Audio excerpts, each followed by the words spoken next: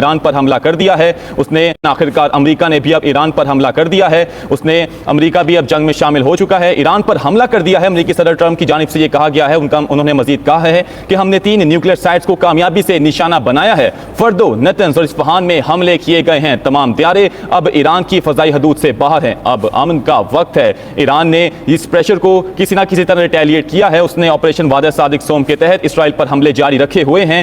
13 جون کو یہ کشیدگی کا آغاز ہوا اور اب یہ اپنے 10ویں روز میں داخل ہو چکا ہے اور ایران کی طرف سے بھی اسرائیل پر حملے جاری ہیں, جبکہ اسرائیل نے بھی آپریشن رائزنگ لائن کے تحت 13 جون کو میزائل داغنے کا سلسلہ شروع کیا. اس نے امریکہ کو بارہا اس کشیدگی میں گھسیٹنے کی کوشش کی اور امریکہ بھی اس میدان جنگ میں شامل ہو گیا ہے. اس نے ایران پر حملہ کر دیا ہے. اس نے فردو، نتنز اور اصفہان کی نیوکلیئر فیسلٹیز کو نشانہ بنایا ہے. ساتھ ہی صدر ٹرمپ کی جانب سے یہ بیان سامنے آیا ہے کہ اس نے کامیابی سے ایران کی نیوکلیئر سائٹس کو نشانہ بنایا ہے, جبکہ انہوں نے یہ بھی کہا ہے کہ اب امن کا وقت آ چکا ہے. 2015 میں ایران اور امریکہ کے درمیان ایک نیوکلیئر ڈیل کی گئی تھی, جس کے تحت ایران کو ایک مخصوص مقدار تک یورینیم کی افزودگی کی اجازت دی گئی تھی. لیکن صدر ٹرمپ نے جب پہلی بار اقتدار سنبھالا تو انہوں نے یک طرفہ طور پر اس ڈیل سے علیحدگی اختیار کر لی. اب ہونا تو یہ چاہیے تھا کہ صدر ٹرمپ خود مذاکرات کی میز پر آتے, لیکن انہوں نے ایران کو پریشرائز کیا, ایران پر برڈن ڈالا کہ وہ مذاکرات کی میز پر آئے. لیکن جب ایران مذاکرات کی میز پر آیا تو صدر ٹرمپ نے 5 دور کیے مذاکرات کے, اور 6ٹھے دور میں اسرائیل نے اس بات کا انتظار کیے بغیر کہ ایک آخری دور میں کوئی مثبت پیش رفت ہو سکتی تھی,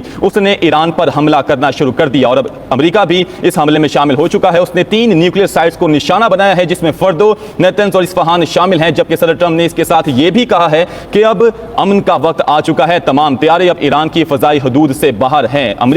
یہود و نصارہ آپس میں بھائی بھائی ہیں. وہ لوگ ایک دوسرے کا ساتھ دے رہے ہیں اور ہمارے مسلمان ممالک کیا کر رہے ہیں؟ انہوں نے کب ہوش میں آنا ہے, کب جاگنا ہے؟ جب انہوں نے ایران کو تباہ کر دینا ہے یا دوسرے ممالک کو تباہ کر دینا ہے.